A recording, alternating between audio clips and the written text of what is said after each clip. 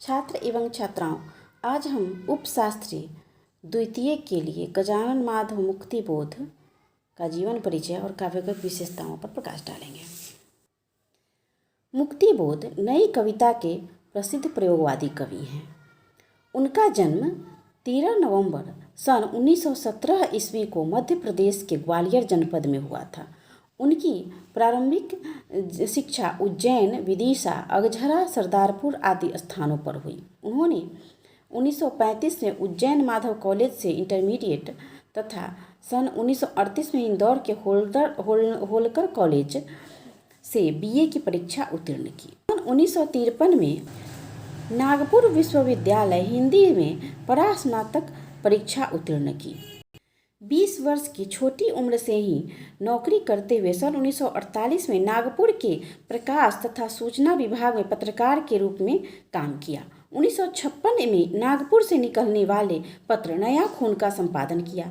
सन 1958 ईस्वी में वे दिग्विजय महाविद्यालय राजनांदगांव में प्राध्यापक का कार्य करते रहे। उनकी प्रसिद्ध कविता संग्रह चांद का मुंह टेढ़ा है और भूरी भूरी खाक धूल। मुक्तिबोध हिंदी की नई कविता के प्रमुख कवि, चिंतक, आलोचक और कथाकार रहे हैं। चांद का मुंह टेढ़ा है तो उनके प्रस्तुति का आधार भी है। उन्होंने तार सप्तक के कवि के रूप में अपनी रचनाओं के साथ साहित्य सेवा की शुरुआत की। उनका उदय प्रयोगवादी कवि के रूप में हुआ।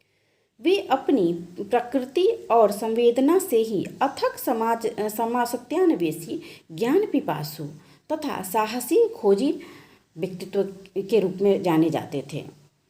उनका कवि व्यक्तित्व बड़ा जटिल रहा है। ज्ञान और संवेदना से युगीन प्रभावों को ग्रहण कर प्रौढ़ मानसिक प्रतिक्रियाओं के कारण उनकी रचनाएं अत्यंत सशक्त हैं। उन्होंने ज़्यादातर लंबी कविताएं लिखी हैं।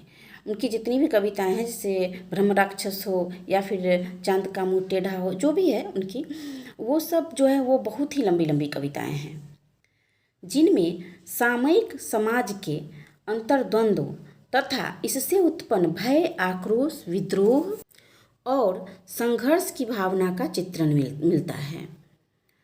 उनकी रचनाओं में वो फैंटेसी में भी लिखते हैं और इनकी रचनाओं में फैंटेसी मिथक का भी प्रयोग किया गया है। उनकी कविताओं में संपूर्ण परिवेश के साथ स्वयं को बदलने की प्रक्रिया का भी चित्रण मिलता है।